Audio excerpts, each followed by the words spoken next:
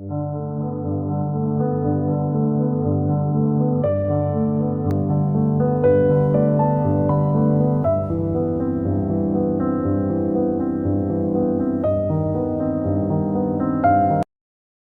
நண்பர்களே. இன்று கலந்துரையாடலுக்கு துவங்கலாம். யாருக்காவது ஏதாவது பேச வேண்டியதா பேசுங்க. அதுக்கப்புறம் நம்ம தொடங்கலாம். வணக்கங்க. வணக்கங்க. ஆ, முதல்ல இந்த ஏர்டெல் பதிவு நீங்க நடத்துறதுக்கு உங்களுக்கு நன்றி சொல்லிக்கிறேங்க. நன்றியா. கிட்டத்தட்ட ஒரு 3 மாசத்துக்கு மேல நான் பண்ணிக்கிட்டு இருக்கோம். நிறைய மாற்றங்கள் நடந்துட்டு இருக்கு. சொல்ல போனா நாளுக்கு நாள் அமைதியும் கூடிட்டு இருக்கு, மகிழ்ச்சியும் கூடிக்கிட்டு இருக்குது. நீங்க சொல்ற மாதிரி சுகம் நம்மளுக்கு உடனே உடனே கிடைக்குதுனால அதை நல்லா உணர முடியுதுங்க ஐயா. அதெல்லாம் பார்த்தோம்னா எதுக்கத்தான் திடீர்னு கோவப்பட்டோம், அந்த கோவத்தை அடக்க முடியாது. அதுவெல்லாம் அதிகமாயிட்டே போவோம். ஏதாவது வீட்டுல ஏதாவது விஷயம் நடக்கதான் சரி, நம்மள மீறி இருக்கோம். இப்ப நம்மள மீறாம நம்மளாலே அதை மாத்திக்க முடியுது உடனே. நினைச்ச நேரத்துல அமைதி வேணும்னா உடனே அமைதியும் கிடைக்குது, சுகமும் கிடைக்குது. அதே நேரத்துல வீட்டுல சின்ன ஏதாவது விஷயங்களால சின்ன கோவம் இருந்தாலும் அதை உடனே நம்மளால மாத்திக்க முடியுது. ரியலைஸ் பண்ணி ஓகே நம்மளால முடியும், இனிமே அதை மறுபடியும் நம்ம இயல்பு நிலைக்கு வர முடியுது. அதெல்லாம் இதெல்லாம் நான் நல்லா உணர்றேன். அதுக்கு மிக்க நன்றிங்க. இறைக்கு நன்றிங்க. நன்றி, மகிழ்ச்சி. அதான் நடைமுறை வாழ்க்கையில நம்மளுடைய இயல்பான குணங்களை வெளிப்படுத்தி நம்ம வாழ்ந்தாலே போதும். மிகவும் மகிழ்ச்சியான ஒரு சூழலை நம்மளை உருவாக்க முடியும். நமக்குள்ள இருக்கிற இரையாற்றல்களுக்கு மிகப்பெரிய ஆற்றல் உள்ளது. அதாவது நம்மளுடைய இயல்பான குணங்களுக்கு மிகப்பெரிய ஆற்றல் உள்ளது. அதை நம்ம கவனிச்சு அதை மேம்படுத்திக்கணும்.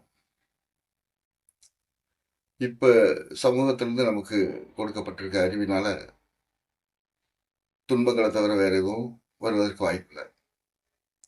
ஏன்னா எல்லாமே நம்மளுடைய தற்சார்பு மீறிய ஒரு விஷயங்கள்.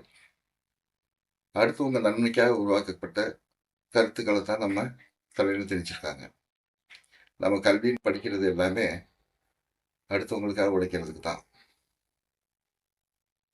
அடுத்தவங்கன்னா ஒரு குறிப்பிட்ட நபர்களுக்கு பெரிய அளவில் சுயநலத்துக்காக உருவாக்கப்பட்ட ஒரு விஷயங்களை ஒழிய நமக்கு ஒரு ஞானத்தை தருவதற்கோ, நம்ம உடல் நலத்தை பாதுகாக்கிறதுக்கோ, நம்ம சூழலை மேம்படுத்துறதுக்கோ, சுற்றி இருக்க ஒரு நன்மைக்கோ இந்த கல்வி இல்லை. அது எந்த கல்வியாக இருந்தாலும் சரி. நீங்கள் அப்படியே ஒரு பார்வை பார்த்தீங்கன்னா நினைத்து பார்த்தால் தெரியும். நம்மளுடைய விவசாய கல்வி கல்வி எப்படி இருக்கு, மருத்துவம் எப்படி இருக்கு, அதே மாதிரி வணிகம் எல்லாமே எல்லாமே சிலருக்கு நன்மை செய்வதற்காக, பலரோட உழைப்பை உறிஞ்சுவதற்காக, சில அடிமைகளை தயார் பண்ணுவதற்காக தான் இப்போ இருக்க கல்வி முறை இருக்கு.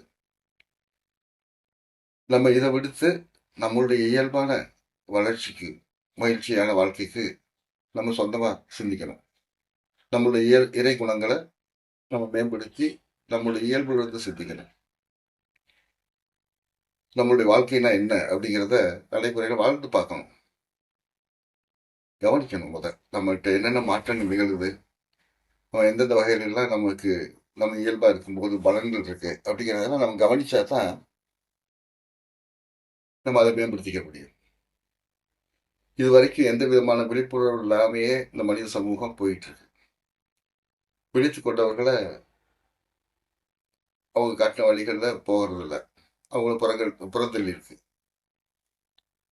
அதனால அவங்களுடைய இந்த காலத்தில் இருந்த கம்யூனிகேஷனுக்கு தகுந்த மாதிரி அவங்க நிறைய விஷயங்களை விட்டுட்டு போயிருக்காங்க. நிறைய அற்புதமான புரிதல்களை மக்களுக்காக கடுமையான பயிற்சியின் மூலமா பெற்று கொடுத்துருக்காங்க நம்மளுடைய அறிவர்கள்.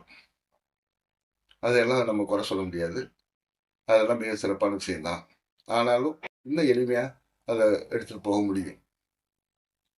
வெறுமனை கவனிங்க, உங்களுடைய இயல்பான குணங்களை மேம்படுத்துங்க, அதன் மூலமா வாழ்க்கையை நடத்துங்க.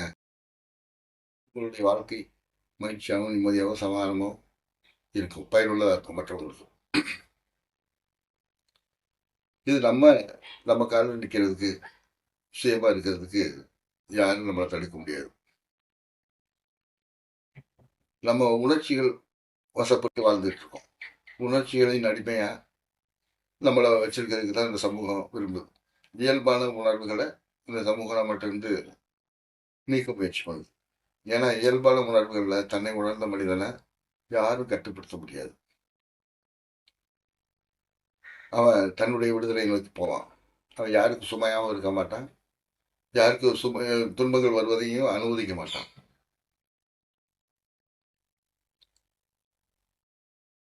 நல்லது நண்பர்களே. வேற யாரும் கருத்துக்கள் எதுவும் சொல்ல வேண்டியிருக்கா?